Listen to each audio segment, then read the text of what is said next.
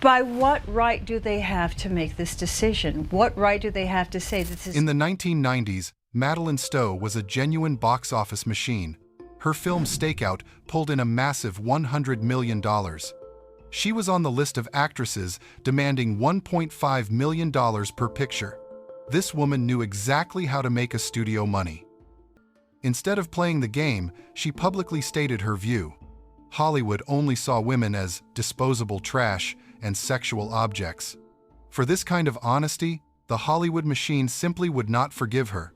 Stowe proved her acting chops, holding her own with Bruce Willis and Brad Pitt in 12 Monkeys. But that solid performance did not help her one bit. She was immediately slapped with the dirty label, too beautiful to ever be truly smart. Her success now made her a serious threat, simply too dangerous to control. What's worse, her rock-solid marriage, lasting over 40 years, is an anomaly the studios absolutely despise. The system got what it truly wanted, an actress who shuts up and takes it. Stowe was subsequently forced to crash down to just $75,000 per episode in a TV show. Her uncompromising honesty became her biggest, most serious liability. She thought she had cleverly escaped their control. However, her so-called escape was not freedom. It was the start of Hollywood's most vicious, calculated attack. The story of Madelene Stowe is about talent that Hollywood simply could not manage to break. Initially, she was not an actress. She was a music fanatic. She trained rigorously to become a professional, serious concert pianist. But the death of her instructor back in 1976 forced her to completely ditch that dream. This was her first major surrender, so she pivoted and jumped into the movies. Her unexpected, huge success was a definitive slap in the face to the system. Breakout 1987 clearly proved one thing: she knows how to bring in serious money. Yet the machine only saw a product, just a pretty face engineered strictly for the hard sell. She fought back hard by taking complex, demanding roles. The Last of the Mohicans 1992 ultimately made her an undeniable superstar. But for that very reason, she was immediately branded with the label, too beautiful to ever be truly smart. Then, in 12 Monkeys 1995, she totally proved them wrong. She absolutely held her own against powerhouses like Bruce Willis and Brad Pitt. She genuinely became a strong, legitimate film star during the brutal 1990s.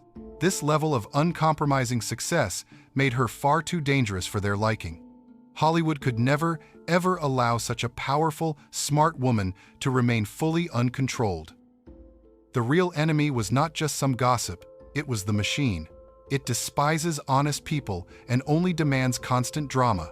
She could not embody inconsistency, meaning a real human with true contradictions. Hollywood only wanted simplistic, boring archetypes. Either you completely save the world or you hysterically cry about it.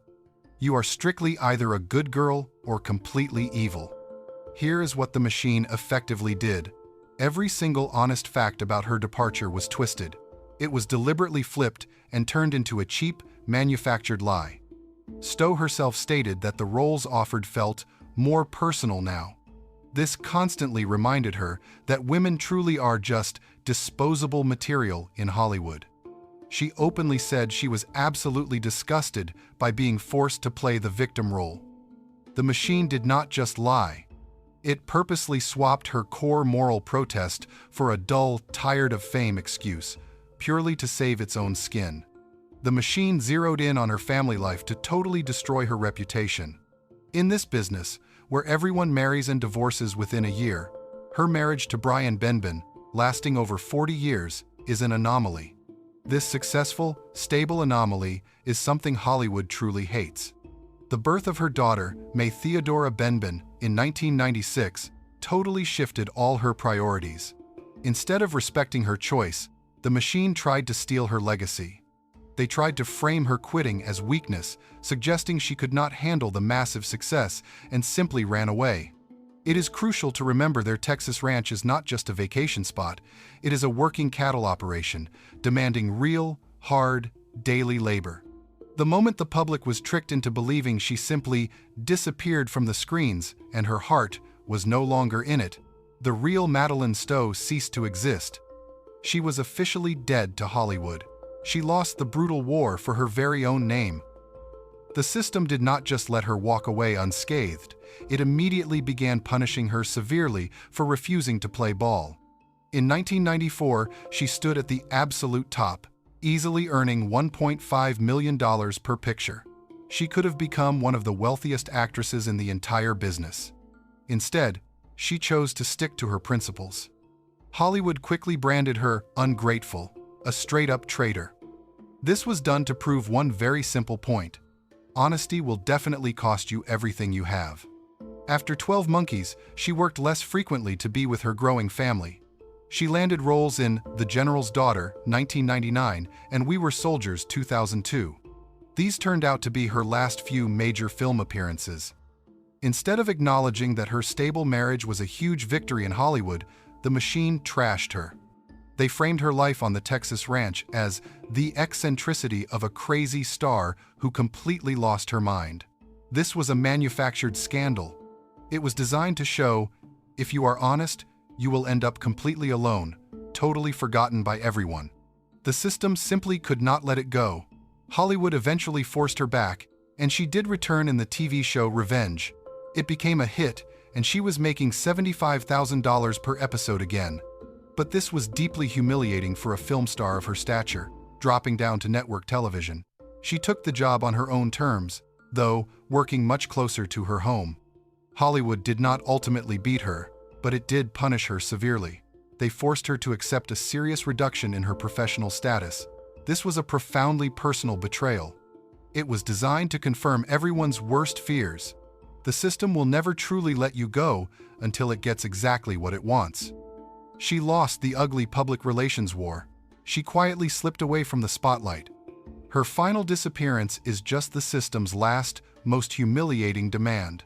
Go quietly and totally forget that you ever even existed. So, how exactly did she win, despite the industry's harsh verdict? Her quiet, brutally honest life on the working ranch is her absolute loudest victory. It is a massive middle finger to Hollywood.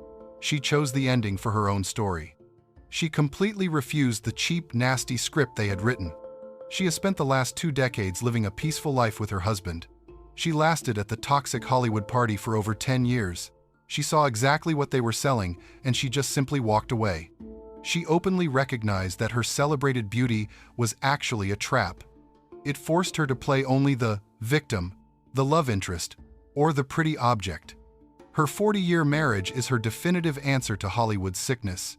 It is her biggest personal victory over a town built entirely on divorce and ruthless betrayal. The system that truly tried its best to destroy her is still operating right now. It is actively looking for its next disposable victim. Hollywood demands that its actors stay completely grateful for any opportunity, even for the most humiliating, garbage roles. The machine's main principle is simple. You either sell your goddamn soul or you disappear for good. She had the raw courage to just say no. She flat out refused to be grateful for their scraps. This choice was easily her most impressive, enduring performance. But if Hollywood can rewrite the entire life of such a massive star, replacing her motives and forcing everyone to believe the lie, then who the hell are you actually believing when you watch your celebrity news?